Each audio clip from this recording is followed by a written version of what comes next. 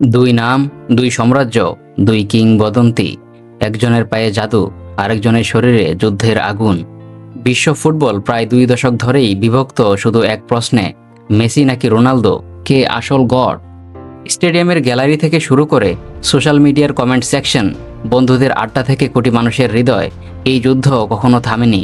কারণ এটা শুধু ফুটবলের লড়াই নয়, এটা আবেগ বনাম পরিশ্রমের যুদ্ধ, প্রাকৃতিক প্রতিভা বনাম অমানবিক ডেডিকেশনের যুদ্ধ। একদিকে আর্জেন্টিনার ছোট্ট জিনিয়াস লিওনেল মেসি, যার ড্রিবলিং দেখে মনে হয় বলটা তার শরীরেরই অংশ। অন্যদিকে পর্তুগালের যোদ্ধা ক্রিশ্চিয়ানো রোনালদো, যে অসম্ভবকে প্রতিদিন ফিটনেসের মাধ্যমে চ্যালেঞ্জ করেছে। কিন্তু প্রশ্ন হচ্ছে, 2026 সালে দাঁড়িয়ে সব হিসাব শেষে কে এগিয়ে, মেসি নাকি রোনালদো? 2008 সাল, ফুটবল বিশ্ব প্রথম বুঝতে শুরু করলো এরা সাধারণ কেউ নয়। রোনালদো তখন ম্যানচেস্টার ইউনাইটেডের রাজপুত্র। স্পিড, পাওয়ার, হেডার, ফ্রি কিক, মনে হচ্ছিল মানুষ নয়, এক যুদ্ধ মেশিন। আর ঠিক তখনই বার্সেলোনায় জন্ম নিচ্ছে এক নীরব ঝড়, মেসি। সে চিৎকার করতো না, বুক ফুলিয়ে উদযাপন করতো না, সে শুধু বল পায়ে নিয়ে পুরো ডিফেন্সকে অপমান করত। তারপর শুরু হলো ইতিহাসের সবচেয়ে ব্যক্তিগত রেভালরি, ব্যালন ডিওর। এক বছর মেসি, এক বছর রোনালদো, আবার মেসি, আবার রোনালদো। পুরো ফুটবল বিশ্ব যেন তাদের দুজনের ব্যক্তিগত মঞ্চে পরিণত হয়েছিল। 2026 শেষে মেসির হাতে 8টি ব্যালন ডিওর, রোনালদোর হাতে 5টি। কিন্তু সংখ্যায় কি সব? রোনালদোর ভক্তরা বলবে চ্যাম্পিয়ন্স লিগের আসল রাজাই তো সে। আর সত্যি, চ্যাম্পিয়ন্স লিগ ইতিহাসের সর্বোচ্চ গোলদাতা এখন রোনালদো, 140 গোল। কিন্তু মেসি ভক্তরা তখন একটাই কথা বলে, ওয়ার্ল্ড কাপ কোথায়? এই একটা ট্রফি বহু বছর রোনালদোকে তাড়া করেছে। 2022 কাতার বিশ্বকাপ, সেই রাতে পুরো পৃথিবী বদলে যায়। মেসি শুধু ওয়ার্ল্ড কাপ জেতেনি, সে কোটি মানুষের চোখে নিজের গল্পকে অমর করে ফেলেছে। ফাইনালের সেই রাত, ফ্রান্স বনাম আর্জেন্টিনা, এমবাপ্পের আগুনের মাঝেও মেসি দাঁড়িয়েছিল বরফের মতো ঠান্ডা হয়ে, এবং শেষ পর্যন্ত বিশ্বকাপ ট্রফিটা তার হাতেই উঠল।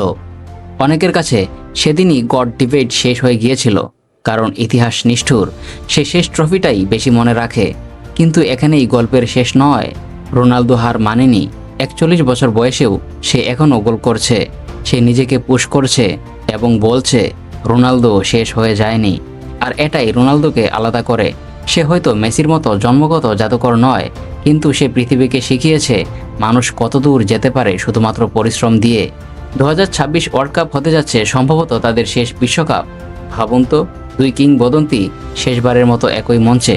মেসি এখন ওয়ার্ল্ড কাপ ইতিহাসে 26 ম্যাচে 13 গোল ও 8 অ্যাসিস্ট নিয়ে এগিয়ে।